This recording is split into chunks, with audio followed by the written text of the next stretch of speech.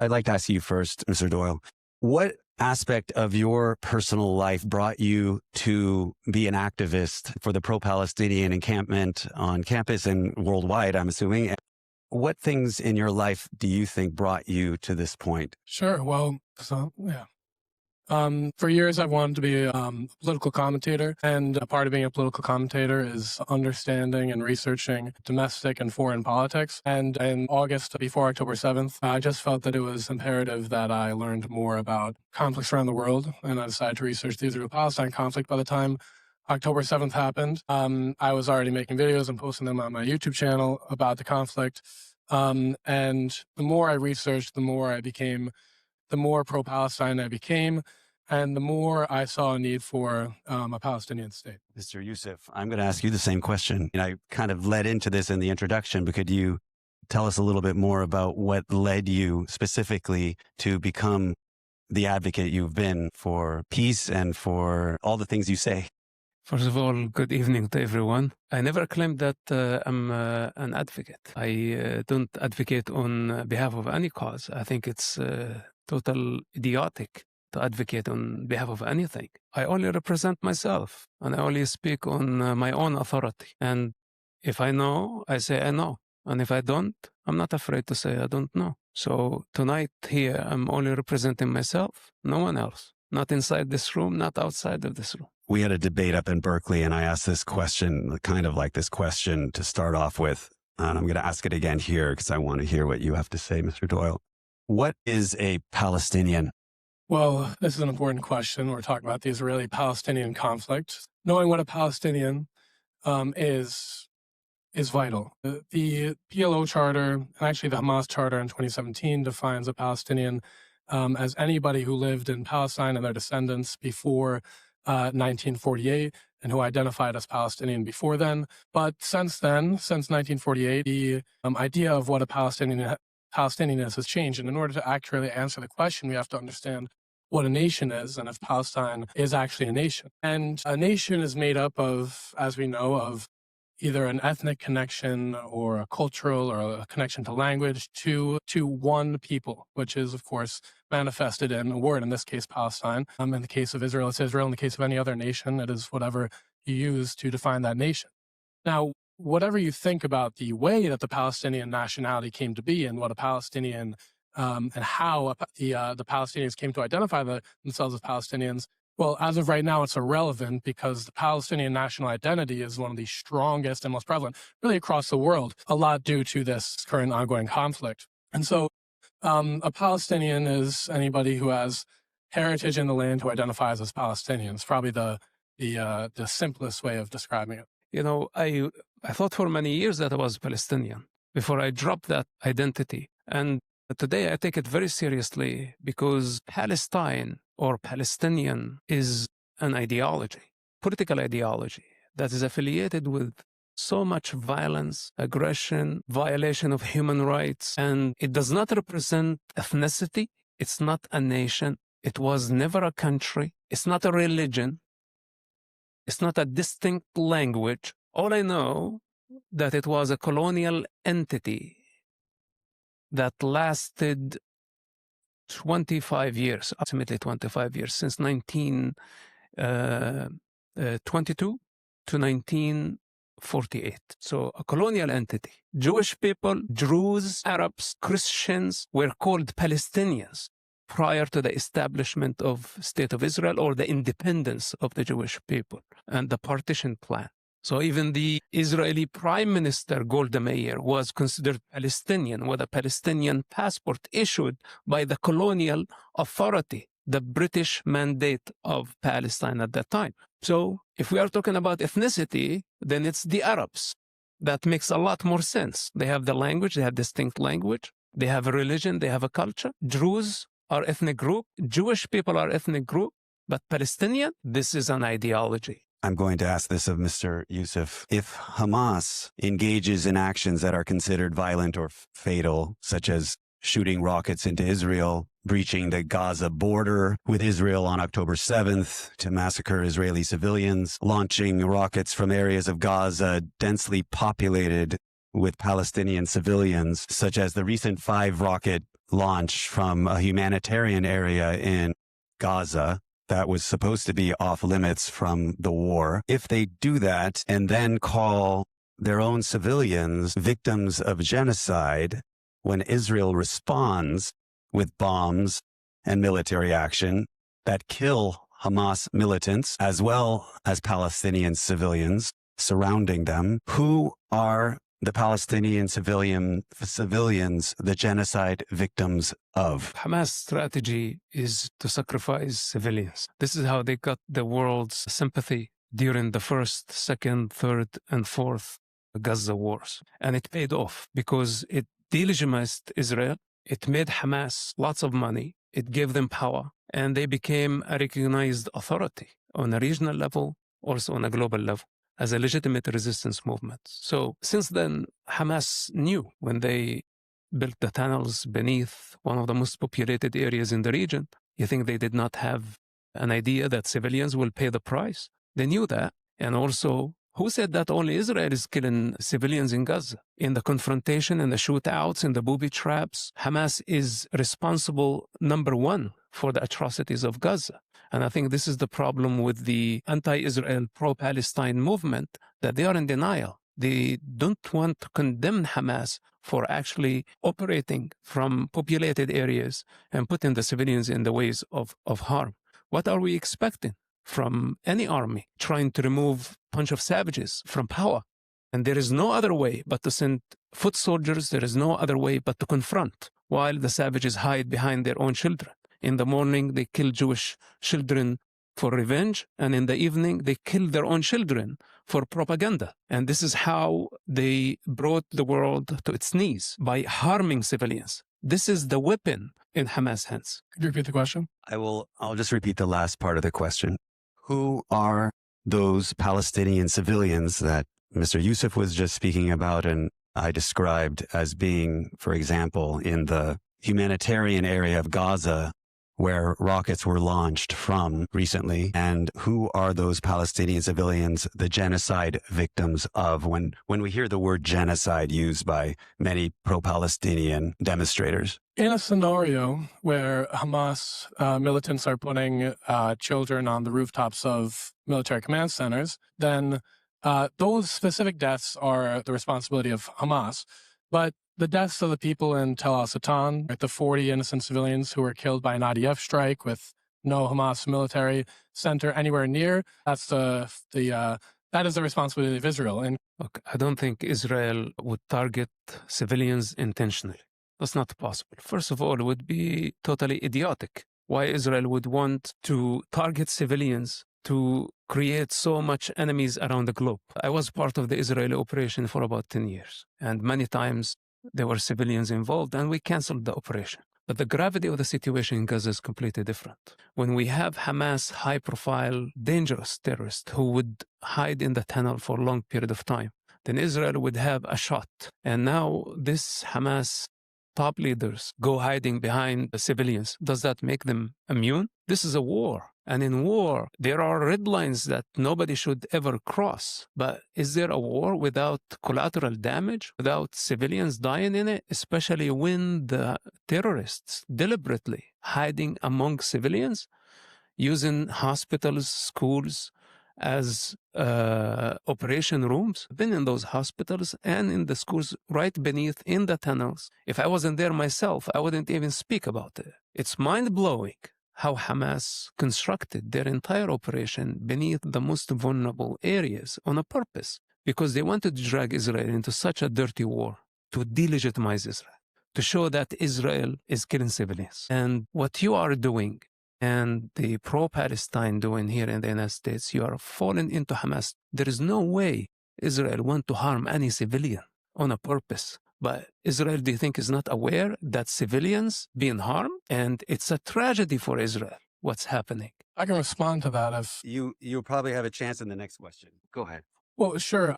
So the proposition that Mosab has put forth is that Israel is not intentionally targeting civilians. Unfortunately, that goes against the Israeli strategy in the region. Now, keep in mind that the whole idea behind Zionism, behind a Jewish state, is a Jewish majority. So I actually don't think that genocide is necessarily always going to be the conclusion of Zionism, because most of the time it's going to be something along the lines of ethnic cleansing. But if Israel wants to actually fulfill their goals of a Jewish state in the Holy Land, then ethnic cleansing is necessary for that goal. Unfortunately for Israel, and certainly unfortunately for the Gazans, is that creating a refugee crisis, which was the intention of Zionists like Jabotinsky and Theodore Herzl, and of course David Ben-Gurion and many of the early prime ministers, and certainly Benjamin Netanyahu right now, creating a refugee crisis is impossible because of the refusal of the Arab states around them to actually take in refugees. The result is that the only way to perform ethnic cleansing is through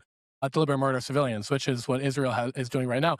And the evidence for that, I've already outlined, that they target buildings where there are no Hamas military centers, but also they target buildings, whether there are Hamas militants in there or not, that the targeting of which is illegal under international law. It is the targeting of a population center, regardless of whether there's a military target, without regard to proportionality. We could probably get into proportionality at some point later in the discussion, but again, there is no excuse for the deliberate starvation of the population, which is one of the things that constitutes genocide, which nobody can defend and nobody can say it's because they don't want Hamas to survive or to thrive, because bread and water and cookies don't do anything for Hamas. They only allow the Palestinian population to not starve to death. I'm going to, since we're going off schedule here, you can respond to that. Couple of minutes. So you say that you have evidence. How can you explain the 2 million Arabs who live in Israel? And if there was ethnic cleansing, where did they come from? Well, absolutely. You got your report for that. And do you think that the ethnic cleansing started on October 7th? You know, what was prior to that? Israel allowed the Gazans to come work into Israel, gave them job opportunity in the tens of thousands, and gave them all the rights of any manpower in the country. And that includes the West Bank. We have 2 million Gazans, but also we have 3.5 million West Bankers. And do you think Israel needed October 7th to happen so they can start the process of ethnic cleansing through bombing the shit out of people in Gaza? If there was an ethnic cleansing, it would have taken place over 70 years, and today you wouldn't find any Arab in the region. The ethnic cleansing actually took place in the Arab countries. Show me how many Jewish people are in the West Bank or in Gaza. Show me how many Arabs are in any Jewish in the Arab countries. I'm talking about any Jewish person in Ramallah, in Hebron, in Jenin. If any Jewish person go into these areas, they would be killed mercilessly. And also I'm talking about the Arab countries. I'm talking about where are the Jews in Jordan? Where are the synagogues? The Jewish people left the synagogues erected when they evacuated Gaza. You know what the Gazans did to the synagogues? They demolished them. First, they burnt them. They demolished them to erase every Jewish trace in the region. So when we talk about ethnic cleansing, we need to be very careful, because if your house of glass, don't throw stones on other people's houses. If you actually understand the roots of Zionism, you'll understand that it was totally acceptable for the early Zionists to have, say, 2 million Arabs living in Israel, as long as there were many, many, many more Jewish people. So Zionism is both conducive to ethnic cleansing and to the reality of the situation, which is, of course, ethnic cleansing, which is that 2 million Arabs have been allowed to remain in Israel. It's not about getting every last Arab out of Israel. It's more about maintaining racial supremacy over Arabs in order so that the interests of the state of Israel and the Jewish people are maintained. It bears complete disregard to the Arab people in Israel and all the Palestinians in Palestine. But even then, and we only have 30 seconds, so you can't get into all the evidence. We'll probably get into it later. In order to give this a little more back and forth, I'm going to ask a question that does deal with Zionism, since you just brought that up. And it was interesting to me that you said, I don't remember the exact word, but it sounded like you said there's lack of consideration of the Palestinians. Is that accurate, what you said? Well, yeah. I mean, in Israel, they're called Israeli Arabs, but most of them identify as Palestinians in Israel. Okay. So how do you, Mr. Yousef, define this term that is used a lot, which is settler colonial state, Israel, as to Israel? Well, I think if there is any colonizer, there are the Palestinians. Those are the ones who are identifying with a colonial entity. And those are the ones who want the ethnic cleansing of the Jewish people from the land. This is the ideology of the real colonizers. It's actually made up by colonial power. This is where Palestine came from. And this is what attracted Yasser Arafat and what has been attracting many fanatics to identify as Palestinians. But in Israel, I see all type of ethnic groups. They have equal rights. In fact, the Arabs in Israel have equal rights with less responsibility because they don't defend the country. Not all of them volunteer in the IDF, and it's not mandatory for the Arabs to serve in the IDF. And that's the riskiest job any ethnicity in Israel is doing. So the allegations of apartheid and ethnic cleansing, I think they are based. Decent citizens have equal rights. Those who show loyalty to the country, to the constitution, to the major interest of the country, not the ones who are troublemakers who belong to foreign entities and they serve the interest of any outside authority. So we can have stories about people who violate the Israeli laws and therefore they are not treated like decent citizens. Basically, they are criminals or terrorists. Well, there's a lot to respond to there. The first is the idea that for whatever reason, the Palestinian farmers and shepherds early on in the 1900s are somehow settlers, or that they're descended from settlers, which is absurd because if it was whatever Arab dynasties in the 600s that colonized Palestine, and therefore the Palestinians are descended from Arabs that colonized the land, well, it's absurd because that doesn't allow you to take away their human rights. But it's also absurd because 80% of Palestinian DNA is actually Levantine. So it makes no sense whatsoever to call them colonizers because in no sense of the word are they. But now to talk about the whether Israel is a settler colonial state, well, to colonize a land means, and this is just a definition, it means of a people to go to a land and colonize it. To go to land and to settle there. Whether Jewish people are indigenous to land or not, and whether Palestinians are indigenous to the land or not, that does not actually preclude them from being colonizers because they are of a people, of the Jewish people, who went to Palestine and settled there. And you don't have to listen to me. You can listen to the early Zionists who use the same verbiage of colonize, settle, colonialist. It's written there in their own words. I have a couple of questions I just want to ask you right now in response to what you just said. Wasn't it true that the word colonial or colonist had a different sort of meaning back in the early 1900s than it's taken on in recent decades with this idea of settler colonialism, which has been defined, as I've read, as agents of a mother country or sponsor that are coming to a foreign land to settle it, and not just that, that's just the first part, and the second part being, and to remove the indigenous population. So can you explain how you think Israel, or Zionism really, or Israel, is a settler colonial state with that definition? Sure. So first of all, I actually forgot to mention something in Mosab's previous statement, which is that Israeli Arabs live with equal rights in Israel. Well, this is just patently untrue, and we can get into why that's untrue in a second. Let's keep on that. Yeah. Sure, because I'm sure we'll get to why Israeli Arabs are being discriminated against systematically in Israel. But to define Israel as a settler colonial state based on people who are foreign to the land, coming to the land and moving the native population, well, none of us. But we all know what the Nakba is, which is the removal of 700,000 ethnically Palestinian people from the land of Palestine and forcing them out into either Lebanon or Jordan or the West Bank, which became Jordan, or Gaza, which became Egypt. So that absolutely did happen. And if you're talking about foreign to the land, well... No, I didn't just say foreign land. I said mother country sponsor. Oh, yeah. So, yes. Well, if you look up the definition of to colonize, which any of you can do right now, it's of a people to go to a land and settle it. You don't actually need a mother country to colonize. You only need a mother country to become a colony, and nobody calls Israel a colony. Have you ever been to Israel? No. But I'll say. You say what? No. What is happening in Israel and Palestine doesn't care whether I've been there or not. It's the reality, whether you like it or not. You can say what you want. You can say what you want. The evidence speaks for itself. Data speaks for itself, because when you murder innocent civilians, it doesn't care whether Aidan Doyle goes to UCLA or not. It cares whether innocent civilians are murdered or not.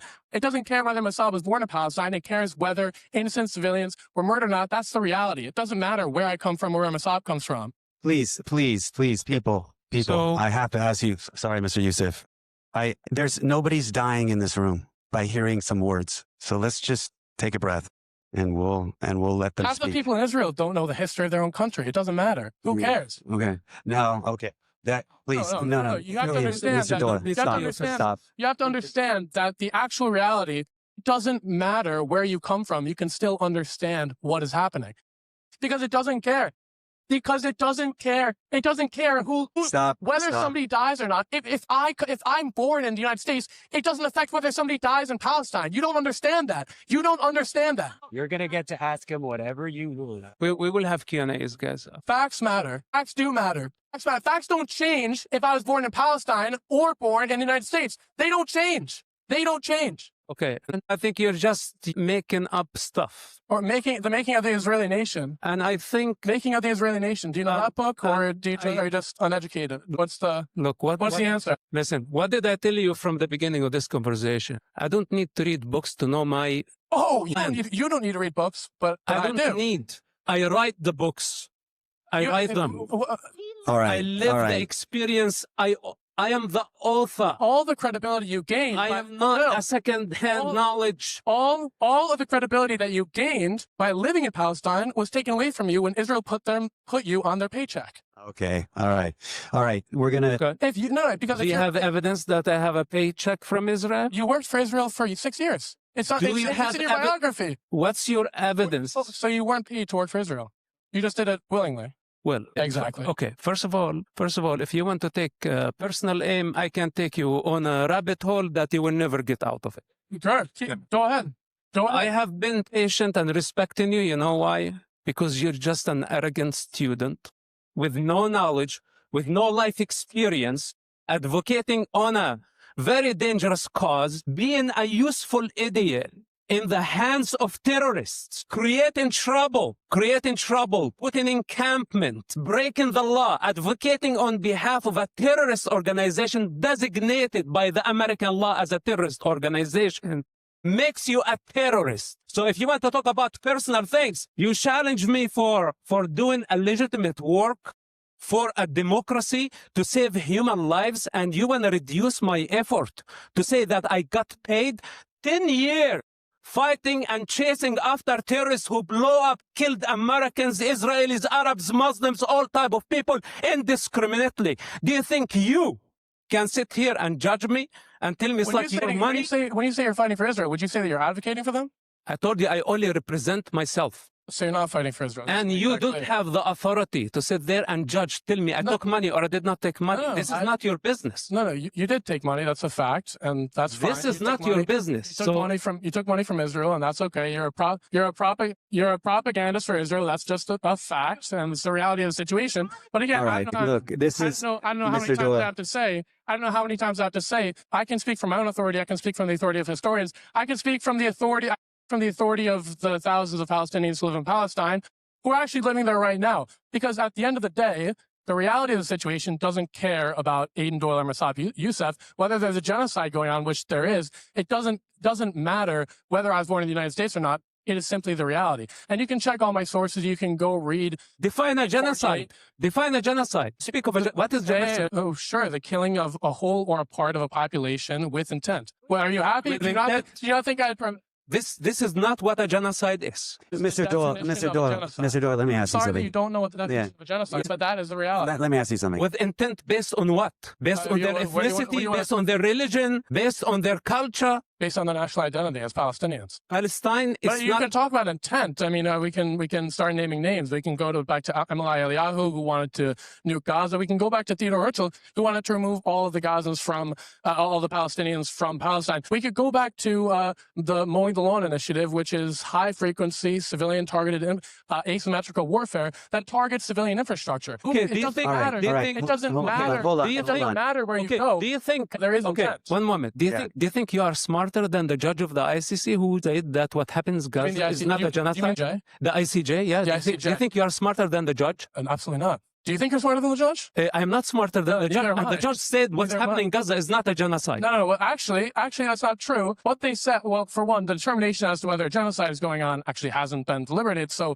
you're just spreading misinformation. What they said was that the rights of the Palestinian people, especially the rights of the people of Gaza, are at risk of the rights to not be genocided are at risk of being infringed. And they said that in order for Israel to comply with international law and all three resolutions that they've released, they had to do a number of things. They had to stop targeting civilian population centers.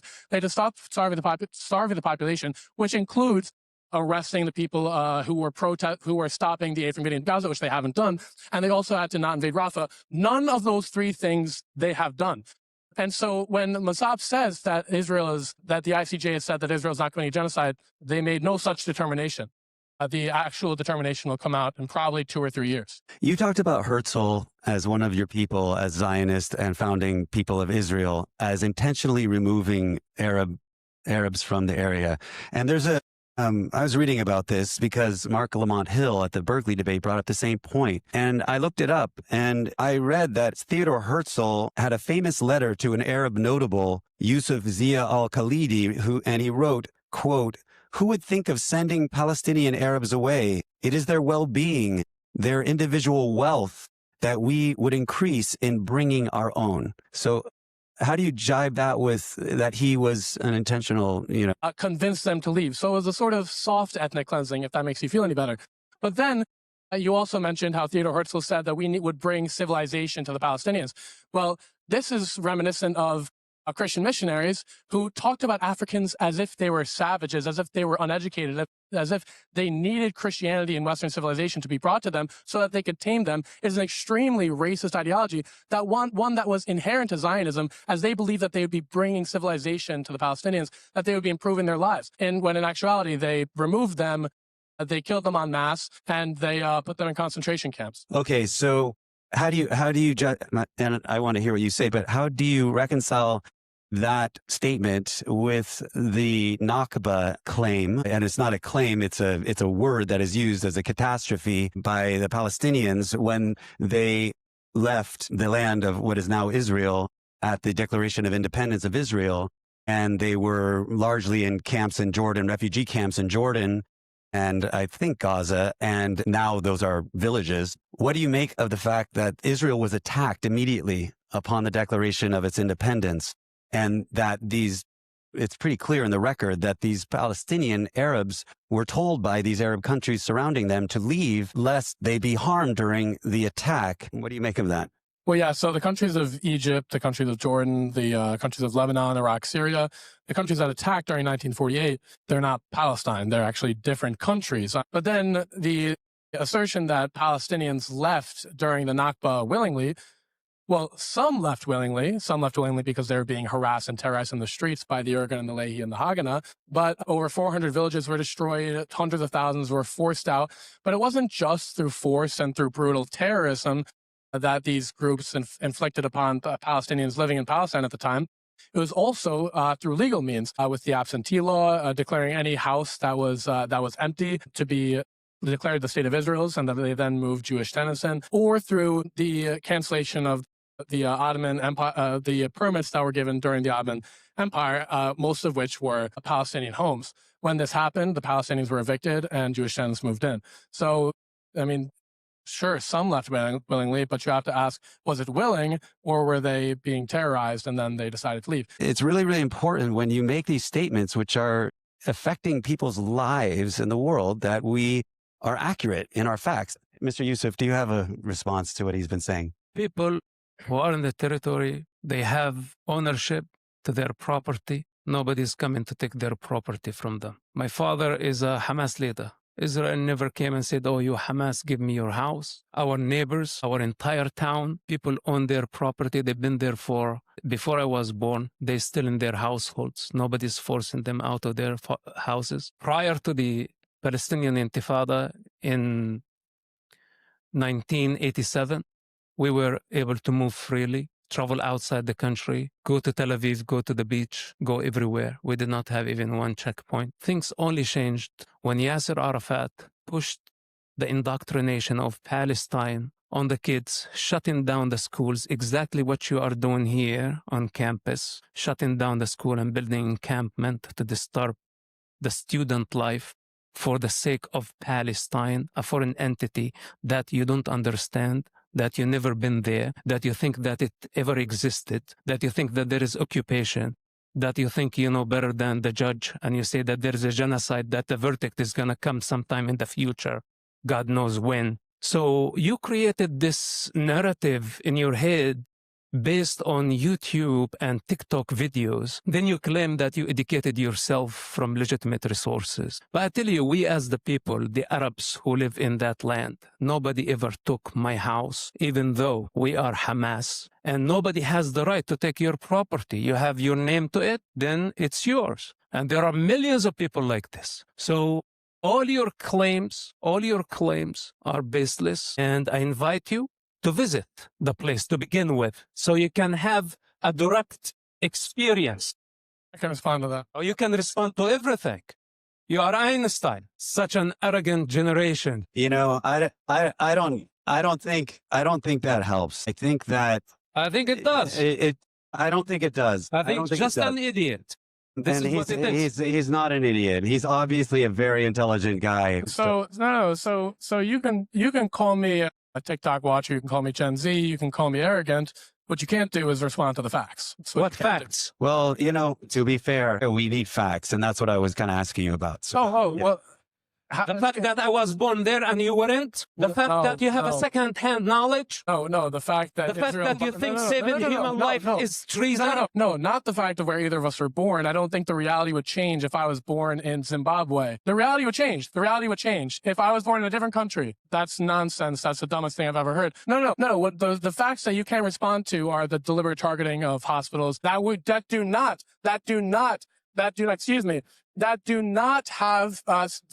have military centers in them, like Karim El Sharif, like Tel El Satan, like the evacuation routes that were bombed by Israel. And this is not according to me. This is according to UN. All right. Listen, Mr. Doyle. Let me just take control here for a second.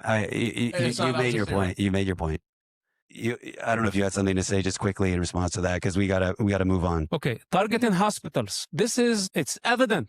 And I told him that I have a first-hand experience, but it looks like no matter what I say, he's going to say, you are paid. You're on a payroll.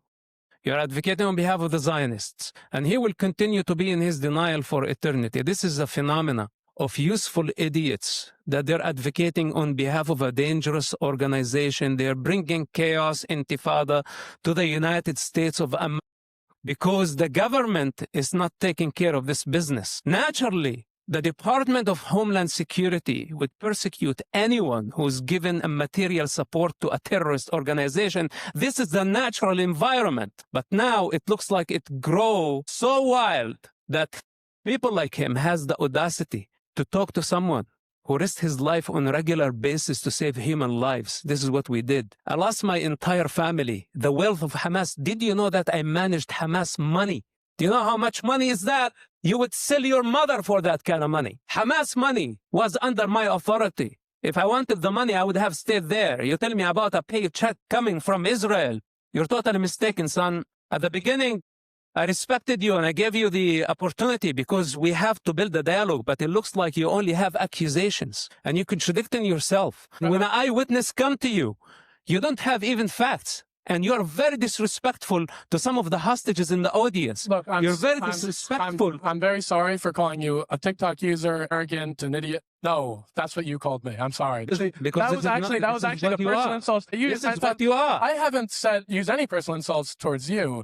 All right, let's just take a breath right now. My question is to Mr. Mosab Hassan Yousef. As an Israeli, for a very long time, I feel extremely helpless and I don't get I don't have much motivation. I wanted to ask you, what would you say to the influencers, to the celebrities, to the Sarandons, to the Hadids, to all of them? What would you say to them? Because their voices is so loud and ours is so small.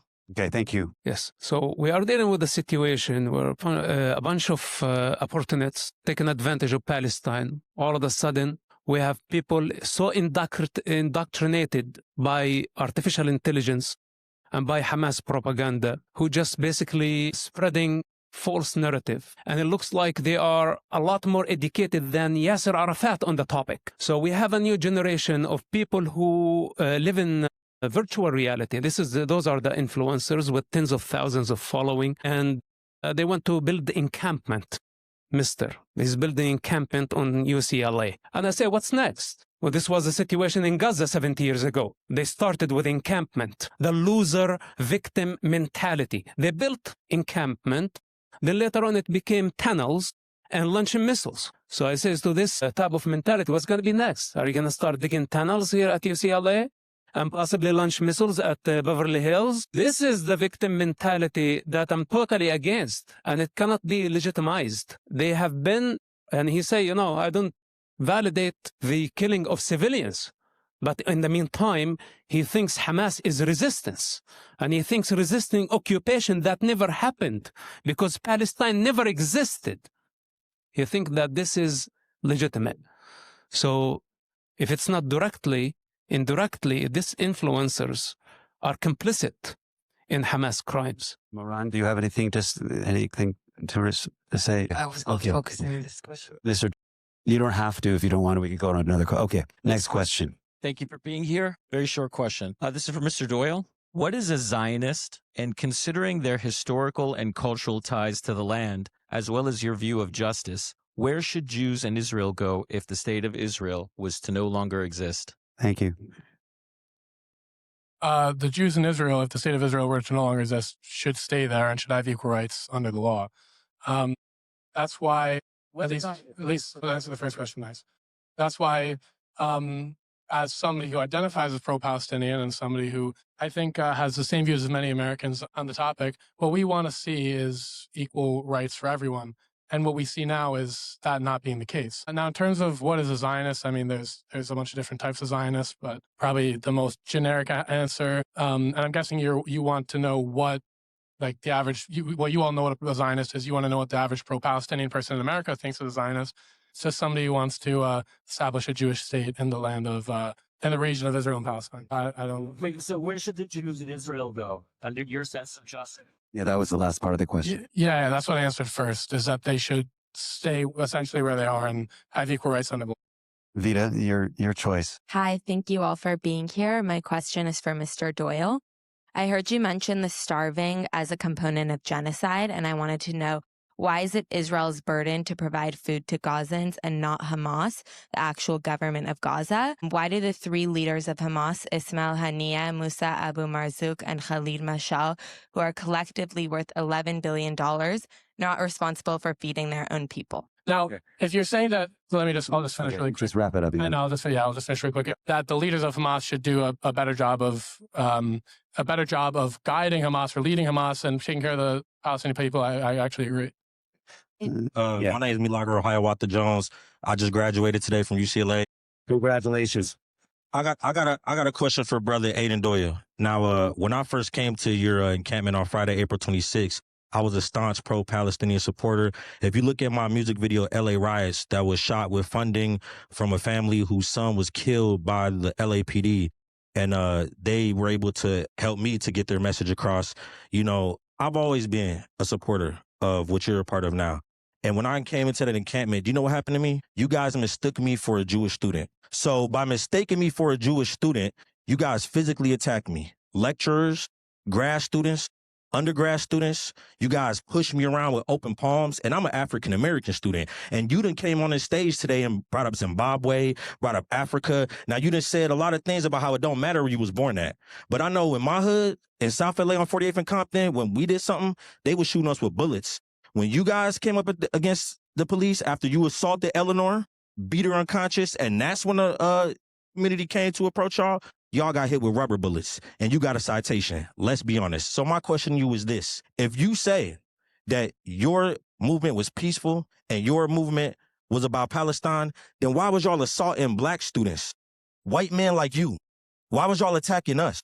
If you believe in rights against oppression, why my daddy was born before the Civil Rights Act was passed, and you stopped his son, the first graduate of university in our family, and y'all put y'all hands all over me, and y'all put y'all foot on my daughter's stroller, and y'all did it on camera and everything with no shame.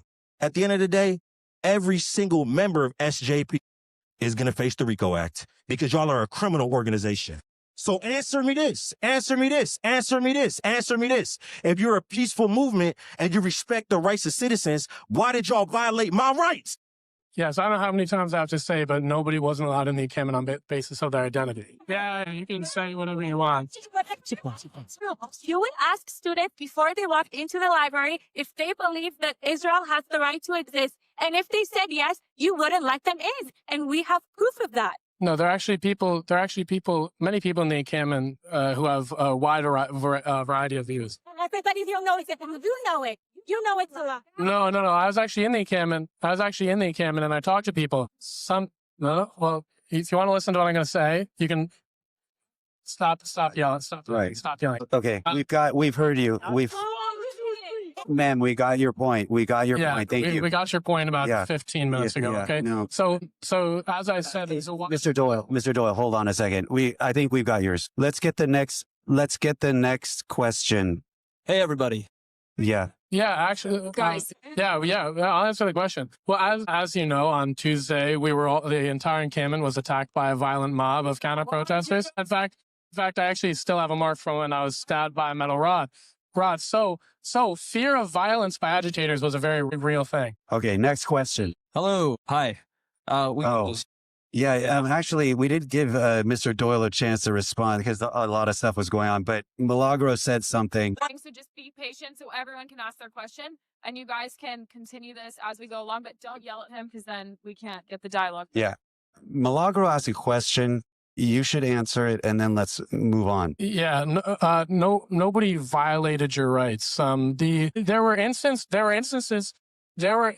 violate your rights. I've literally told you like 5 times already. You can sit down now. What? Yeah, so people were removed from the encampment. It was because of the fear of agitation.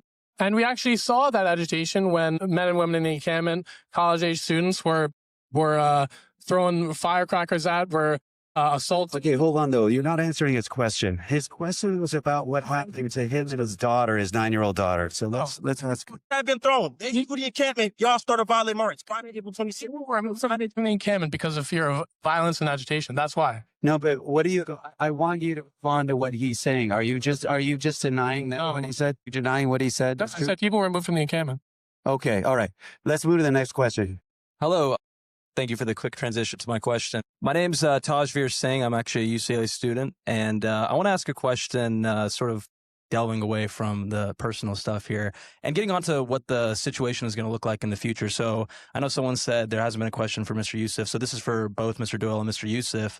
My question is, how do you see this conflict ending, and why or why not is that resolution adequate in creating long-term peace and stability in the region? It directed to any particular speaker? I can answer that super quickly, and then Mosab can. There needs to be one state solution with equal rights and protections for everybody, and an relatively equal distribution of the land for both Jews, Muslims, and Christians. And that means that the government, that means that the government of Hamas, the Palestinian Authority, and the Israeli government, none of them are perfectly suitable to do this, but it would require a lot of cooperation between the three.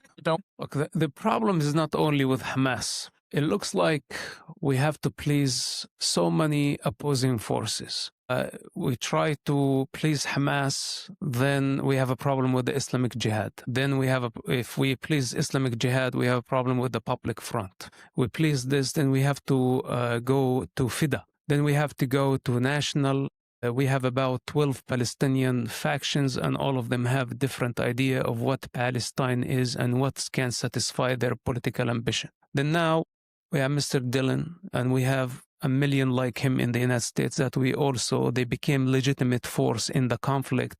So Israel will have to also bring them to the negotiating table and try to please their political ambition as well. So as you see, each one of them is basically a black hole that cannot be satisfied. And all of them have one thing in common, and that's not to build a Palestine. It's only to delegitimize Israel. That's the only thing they know how to do. Because if you ask him practically, how can he actually construct a model of Palestine if he's never been there? If he was actually a sincere person, he would take a flight and go to Gaza and feel the people and see their suffering firsthand. Or if it's too dangerous for him, I wouldn't blame him. Probably he would be very terrified to be in Gaza. It's too much. At least go to the West Bank. You can go to the city of Ramallah, live with the people for a couple of years, understand their culture.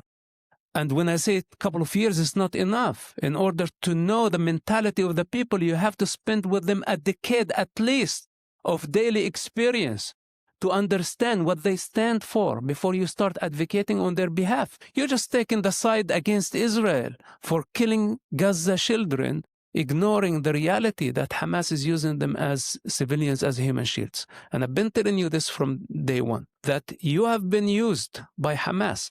They want you to cause chaos. They want the global chaos. They want to put pressure on the US government, on the Israeli government, and all other democracies. They want to bring the civilized world to its knees from those ugly images that we see from the war. But Israel did not initiate that war on October 7th. Hamas did. And our problem is not only with Hamas, it's with the Palestinian ideology that you just want to gift Hamas and other fanatics a Palestinian state, thinking that this is going to bring a solution. This is going to create a global chaos. These people are not looking for equal opportunity. They don't want to divide the land. If they wanted to divide the land, they would have accepted the partition back in 1948. But instead of declaring their independence, they declared war against the Jewish people. Then they remembered some 40 years later to declare their independence. This is the Palestinians, or what so-called Palestinians. They have many fundamental problems. They don't have a legitimate leadership. You know, you tell me about the camp, and like you speak on behalf of all the encampment in the United States. You run only a camp here at UCLA. There are other encampments. You are not in charge of them, and they did not even elect you as a leadership. You don't have a moral compass. You don't have an objective out of this thing. You just go in a revolution for the sake of revolution, intifada, and you don't have a resolution. Where are you getting? What's the next shore? So fundamentally, we have a problem with Palestine. Before we resolve this issue, we need the Palestinians to decide what they want. First of all, what's their constitution? What's their agenda? What's their leadership? And will they drop violence as a method? Will they accept Israel's right to exist? Then after that, we can have a dialogue, and there can be a solution. But as long as they want to annihilate the state of Israel, kill their own children, sacrifice civilians only for your sympathy and the rest of the world's sympathy, then this cycle of violence will never end. So first of all, the force narrative must end. Then the use of violence has to be dropped completely and unconditionally, targeting civilians indiscriminately. Then after that, there would be room for dialogue and negotiations. It's I made. It's mystery. Add up to it, the basic needs. I'm sorry, Like, just you know, when you one was out there clarification. for people, women, other basic stuff that you know are not allowed in there. So try to think what you support. I just one point of clarification from Mr. Yousef. This will be really quick. I understand the characterization of Palestine and Hamas, but I think the answer you gave was a little retrospective. I guess I'm asking, what do you think, not what it should be like, but what it will look like? And is that a good solution or good way to create stability in the region? Look, the children of the region, you know, before the Palestinian identity was enforced on them, they're just children. There are Arab children, there are Jewish children, there are Druze children, and all ethnicities can get along. Arabs and Jews can get along. And I lived that era before the first Palestinian Intifada. Things were okay. Jewish families used to come to our village and dine with us. We used to go to theirs. My father, by the way, as a Hamas leader, I remember him prior to the first Intifada, serving food with his own hands. That was just 1 or 2 years before the first Palestinian Intifada. And we coexisted together. There was no checkpoints, there was no wall, there was no stabbing. But then the Intifada came, and this is when everything changed. So in my opinion, if the Palestinian violent ideology and of Intifada of violence, of globalizing the intifada, of delegitimizing Israel, of canceling Israel's right to exist, if this nonsense is dropped eventually, I think Arabs and Jews can get along. But first, we have to drop the ideology, and this is where I have my problem, my fundamental problem. What is Palestine, and what is the purpose of Palestine? If you want to talk about security, there could be a peacekeeping force. It does not have to be a militia carrying big guns to just secure the cities, make sure that the women and the children are safe. Then we can invest in economy and we can invest in education. And it does not have to be a state at all. You know, for example, they can have the name of a state. Take, for example, the Vatican. It's a state without borders, but it's one of the most powerful states in the world. And Palestinians don't have to control the borders and have an army and become an existential threat to the state of Israel. So my personal opinion, there have to be a transitional point, a period where the what so-called Palestinians or Arabs are put to test, that they are able to coexist with Israel. And after that, we can do it step by step towards total cooperation between the Jews and the Arabs. The only threat in the way, and this is my concern, is the Palestinian ideology. Thank you. My name is Renee. Aidan, I commend you for, can you hear me? Okay. My name is Renee and I'm from Jordan and I grew up there. Aidan, as a young man, I commend you for putting on a suit and coming out here tonight. I appreciate that from a professor, okay? But you also have to have enough humility to know that you don't know enough. And I'm telling you that as an Arab. So where would I rather live? Tel Aviv or Gaza? Who would I rather live amongst? Hamas, which is what you're advocating for. I also believe that it's words and your actions are incredibly dangerous. So you're not doing my people any good by these encampments. If anything, you're empowering Hamas, Hezbollah, ISIS, and the plethora that are kind of in breeding right now. So like I said, I appreciate, you putting on a suit and coming here and speaking for my people. My people don't want you speaking for them because you're not helping us. You can shake. I don't claim to speak for the people of Jordan. I don't know what you're talking. How's that? That's not the same thing. See, actually, here's the thing. Here's one thing you don't know. Before the British mandate, I could have been a Palestinian instead of a Jordanian or Egyptian. It's the same people. So don't act like you know my people better than myself or Yousef. So that's the arrogance. This is the arrogance and the problem that I have with the encampments. I came here tonight with a taser because you think you're protesting peacefully? I'm going to be okay showing up here by myself because white, entitled, spoiled Americans want to get attention? That's what you're standing up for. You're making it worse for Arabs here and back home. Ideology is a construct. And this is, I speak from a personal experience because I was able to change the way I think and the way I perceive reality. But it requires lots of courage that we should work on ourselves and be able to drop our false identities, not actually empower them. Palestine or Palestinian, again, it's a construct and we can deconstruct that. But first of all, we need either to drop it completely or to reshape it of something that is useful.